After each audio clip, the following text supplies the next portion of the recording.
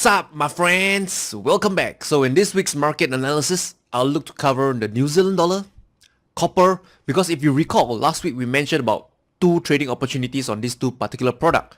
So I'd like to share with you, I would say, a follow-up of what actually happened, share with you my thought process, and perhaps you can actually have learn something from it. So also we'll talk about the dollar yen, because over the last few weeks we've seen the dollar yen rally quite a bit.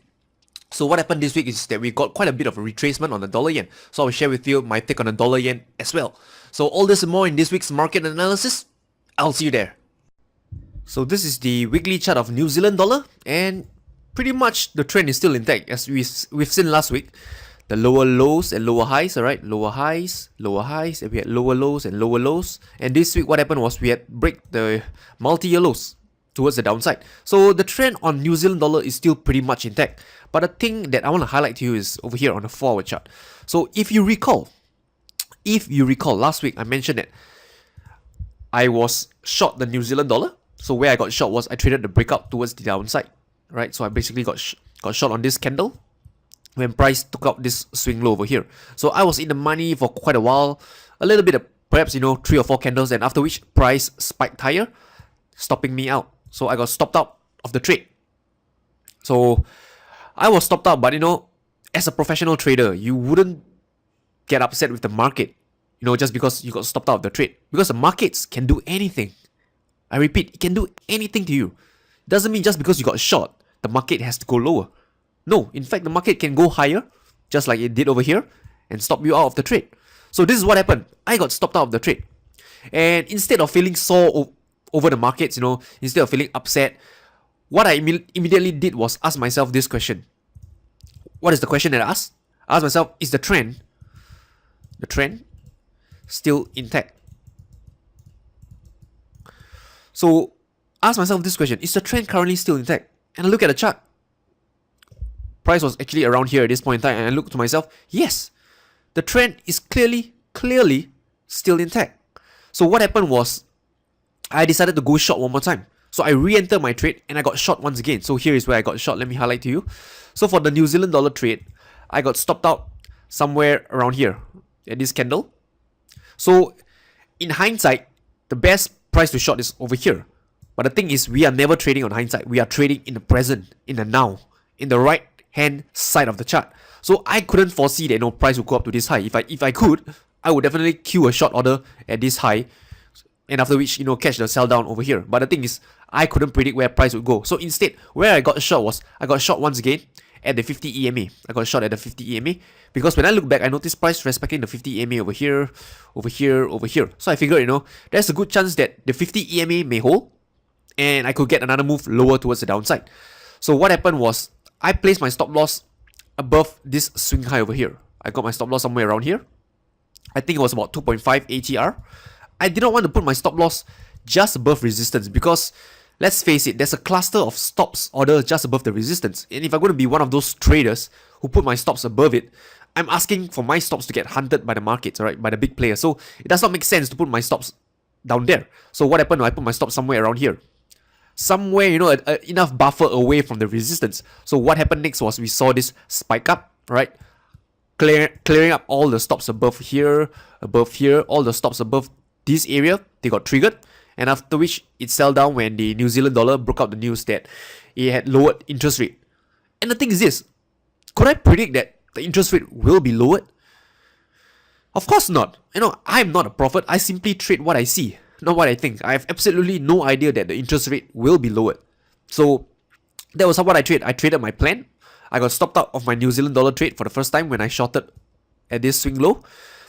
After which I re-evaluate and ask myself, is the trend still intact? And I saw, yes, the trend is still intact. And I see price respecting the 50 EMA here, here, here, and here. So what happened is I got short the second time at the 50 EMA. Placed my stop loss somewhere around here, which is above the resistance by quite a bit, because I do not want my stops to get hunted. And after which, the news came out, and this pair traded lower once more. So I'm currently still in this trade, and I'll watch how this trade unfold in the coming weeks. So that's all I have for the New Zealand dollar. So up next, let's watch another product, which is copper. So this is the weekly chart of copper. And just a little background, the trend is clearly still intact. and it's still towards the downside. You notice price tends to breach the 50 EMA on the weekly chart before selling down lower. Then it retraces higher, breach the 50 EMA, a false breakout. Then it trade lower once more. Then it trades higher, breach the 50 EMA, right? Another false breakout. Then it trades lower once more. So you notice that in this scenario, the 50 EMA tends to get breached by, one or two candles, right? A few candles before, price comes back lower. So this is the historical pattern of copper on the weekly chart. So the thing I want to bring to you is actually the 4-hour chart. So again, if you recall, copper, I went short, right? Some time ago, I think 2 weeks back, when price traded below this swing low over here. So I got short somewhere here. So, all is well, price went in my favor. I was in the money, So, I would say most new traders will feel very happy, very ecstatic because, hey, I'm in the money. Woohoo! But again, as a trader, there's no point feeling happy or sad because the markets can do anything. And I repeat, anything to you. So why do you want to get upset or happy based on the random outcome of the market? It does not make sense to me if you ask me. So again, what happened shortly afterwards was you see copper inching higher, and finally stopping me out for this trade. So I got stopped out of my trades, I think somewhere over here. My stop loss was placed somewhere here, and you can see clearly I got stopped out of this copper trade as well. And again, the same mindset as my New Zealand dollar trade earlier. I asked myself this question. Is the trend still intact? Is the trend still towards the downside? And the answer is very simple. Yes, I look at the chart and yes, the trend is still down.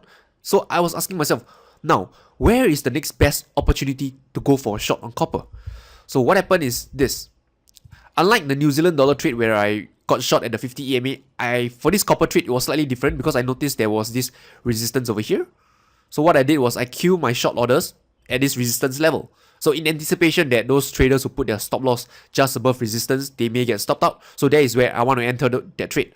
So where traders are being stopped out, I'm actually entering my trades to get short on this copper product. So I got short, I had stop loss of 2 ATR, which is somewhere around here. And there is this pin bar, right? This bearish pin bar, right? It did not trigger my stops, and after the pin bar, I think it's pretty much clear what happened, right? We had this sell down over here. So again, this trade setup is again very similar to New Zealand dollar. I got stopped out, I reevaluate, ask myself is whether I still want to trade this particular product. The trend is down, and yes, I should be trading it. So I went short once again.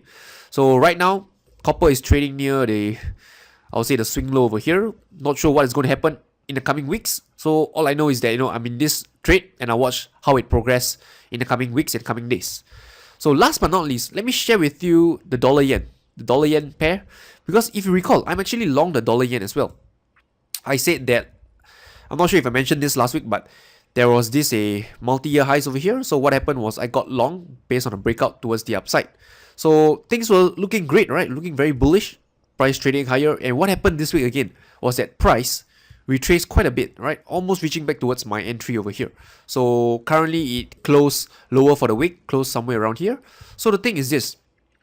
As a trader, I'm repeating this once more, there is absolutely no need or requirement to feel happy or to feel sad, because each individual trade that you put on, the results are random. Do you get me? I repeat once more. Each individual trades that you put on as a trader, your results are random. How you make money from the markets is based on the law of large number. If you have an edge in the markets, and if you take up enough trades, 100 trades, 500 trades, 1,000 trades, and you have an edge, you will come out ahead. But in the short run, right, the next one trade, the next two trades, your results are basically random. You can't predict what the markets can do. The only thing that you can do as a trader is to manage your position size and to manage your risk on each trade. That's all you can do. So for this trade, the dollar yen, my stop loss is still at its current original location. My stop loss is over here. So still not stopped out, still in the trade, still watching it, how it will play out in the coming weeks. So that's all I have for you this week, boys and girls. Hope you all find it useful, because if you do, you can feel free to leave comments below. So with that, I wish you guys and girls good luck and good trading. I'll talk to you soon.